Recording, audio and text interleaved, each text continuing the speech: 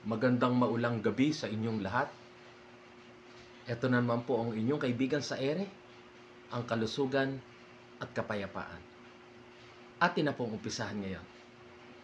Ang ating pong tema ngayon ay konstipasyon. Ang konstipasyon ay walang iba kundi ang matagal o mahirap na pagdudumi o pagtae. Masyadong karaniwan ang karamdamang ito kung kaya't parang sanay na ang mga tao dito. Marami ang nag-aakala na maaring wala talagang lunas ang kalagayang ito at maaring ito nga ay sadyang bahagi lamang ng buhay kung kaya't marapat lamang na tiisin na lang. Ang mga panukalang ito ay pawang mali. Mali po yun mga kaibigan. Natiisin ang konstipasyon o ang mahirap na pagdumi. May lunas po dyan. Ang konstipasyon ay isang karamdamang maaring maiwasan at hindi kailangan maghirap ang tao dahil lamang dito. Walang dahilan kung bakit ito ay kailangang sapitin ni numan, maliban na lamang kung siya ay may iba pang mas matinding karamdaman na kung saan nabarahan ang pagdaanan ng paglabas ng dumi sa kanyang katawan.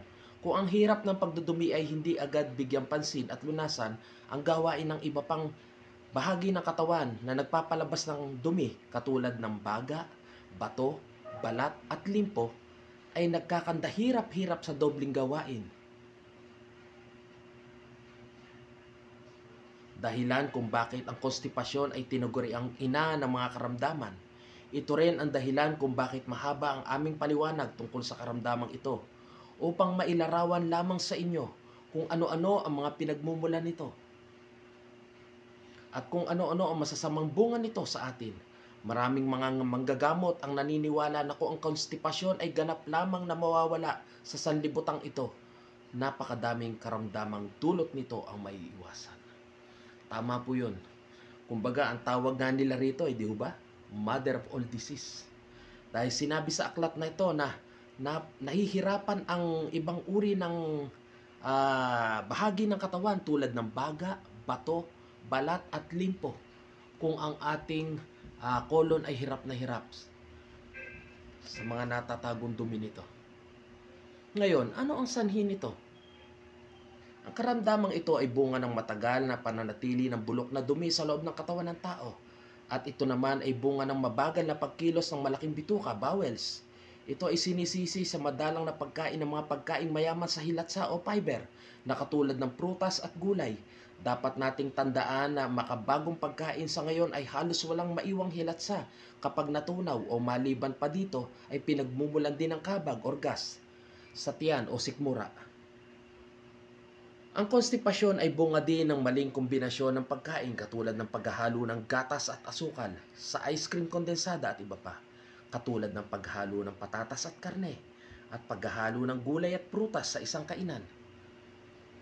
Ang konstipasyon ay bunga din ng hindi regular na oras ng pagdudumi, sobrang paggamit ng mga kemikal na pamurga, palaging pag-inom ng kape, tsaa, malimit na pag-inom ng iron pills, kulang sa pagmuya ng pagkain sa bibig at sobrang dami ng pagkain ng iba't ibang putahe, lalong-lalo na sa mga kasayahan na kung saan kalimitan ay kulang sa pagpipigil ang mga dumadalo. Ito ang pagkakataon na kung saan mas makakabuting itikom ang mga labi at ibuka ang tumbong. Sa Ingles, it is better to keep the mouth shut and bowels open.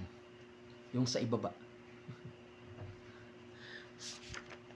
Ang konstipasyon ay maaring bunga din ng pagkakabaluktot o dili kaya'y pagsisikip ng malaking bituka o kolon o dili kaya'y pagkakaipit ng tumbong, rectum, bunga ng pagkakalaglag o pagkakabitin ng nakapahalang na bituka, transverse colon. Maaring bunga rin ito ng mga bukol o peklat na galing sa nakaraang operasyon na nagsisilbing harang sa daanan ng dumi. Ang konstipasyon ay maaring bunga din ng madalas at sobrang paggamit ng labatiba. Ang mga taong malalaki ang tiyan, potbelly, ay karaniwang biktima ng iba't ibang klase ng karamdaman sa pagtunaw, katulad ng konstipasyon, kabag, pangangasim, sakit sa tiyan, almoranas at iba pa. At siya nga pala, ang aming nakakatuwang diksyonaryo ay nakasaad ng ganito tungkol sa malaking tiyan. Ano po yun? Malaking tiyan. Isang naglalakad na kubeta. Uulitin ko po. Malaking tiyan. Isang naglalakad na kubeta. Masakit mang isipin, no? Pero Parang gano'n, eh. Kasi naglalakad ka pero nakaipon lang sa tiyan mo yung mga maduduming, ah, pagkain na matatagal na halos naipon dahil sa karne, sa kung saan-saan na hindi naman nakakalabas agad dahil din sa kasalanan ng tao. Anong sintomas nito? Ang dila ay parang may kakapalan, coated. Ang hininga ay mabaho, sakit ng ulo, sakit ng kalamnan, pagkalito, insomnia, magagalitin, pagkalungkot. Minsan ay may kasamang pamamayat at pasumpong-sumpong na di pagkatunaw ng kinain. Pangkalahatang lunas. Ano yun? Upang mapanagumpayan ang konstipasyon, dapat alalahanin na lahat na ang maayos sa paglalabas ng dumi sa katawan ay depende na lamang sa dami ng hilatsa o fiber, rapids, na natatagpuan sa kinakain. At ito ay natatagpuan lamang ng maramihan sa gulay, sa prutas at butil. Kakaunti at halos walang matatagpo ang ganito sa mga pagkain kinahuhumalingan ngayon ng mga tao. Katulad na lamang ng puting tinapay, spaghetti, burger, macaroni, cakes, pies, biskuit, candy, donut at iba pa. Pero yung po ang mga masasarap, kaibigan, di ba? Kung ano yung masasarap. Pero ang totoo talaga niya, kahit tingnan nyo pa, walang-wala silang fiber. Na yun naman, ang nauusong pagkain ngayon, na karamihang gusto ng mga kabataan. Kaya ang hirap po nito, ayun, nagdudusa tayo ng hindi agad makadumi dahil nga sa kulang sa fiber. Saan po matatagpuan ang fiber? Sa prutas at gulay, napakarami niyan. Sa makatuwid, kung nais na maging normal ang pagdudumi, iwasan ang mga ganitong pagkain at kumain na lamang ng mga buhay at natural na pagkain katulad ng papaya, abokado, saging, pinya, mansanas, ubas, kalabasa, patatas, kamote, kamoting kahoy, peas, carrot, okra, celery, repolyo, mani at sitaw. Ang mga pagkain mayaman din sa bitaminang B katulad ng brewer cheese ay lubos na nakakatulong sa ganitong karamdaman. Kung masyadong nababalisa dahil sa kabag, kumain ng maraming hilaw na bawang at iba pang nagpapautot na halamang gamot. Kailangan uminom palagi ng sariwang katas ng karot at sariwang katas ng kalamansi sa umaga, pagkagising at sa pagitan ng mga regular na oras ng kainan.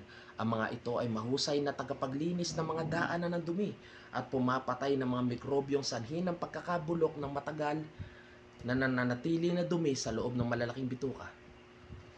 Uminom ng maraming baso ng sariwang tubig sa loob ng isang araw upang hindi matigas at hindi mahirap lumabas ang dumi. Uminom ng hanggang 6 na baso ng sariwang katas ng mga prutas araw-araw. Gumamit lamang ng pulot kung nais na tamisan ang sariwang katas. Ang konstipasyon ay nalulunasan din sa pamamagitan ng wastong paggamit ng tubig, hydrotherapy. Siya nga pala, ang mga taong hindi pala inom ng tubig ay ang karaniwang may sakit sa ganito. Ang sitz bath ay subok ng paraan sa pagkapagaling ng konstipasyon.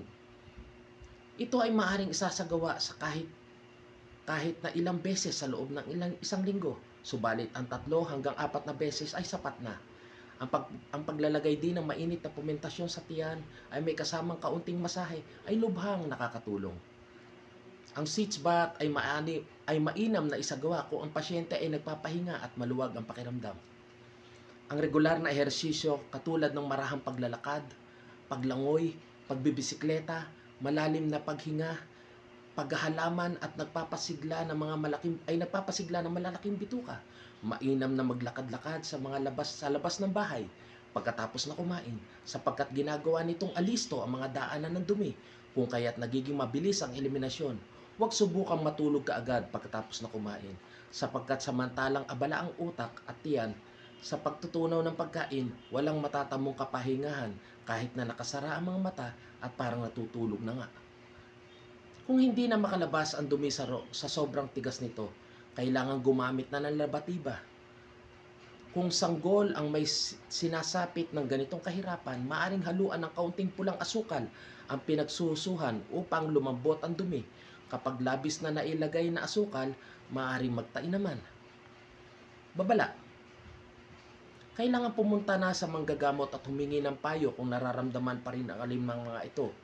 Kung ang pagkakabara ng tumbong ay hindi matanggal, kung hindi mawala ang hapdi sa tiyan, kung walang marinig na lagok-gok o gurgles sa loob ng tiyan, kung wala pa rin pagbabago sa pagdudumi pagkatapos ng 4 na linggo na ng pagbibigay ng lunas natin, at kung ang pasyente ay hindi na bumubuti sa pakiramdam,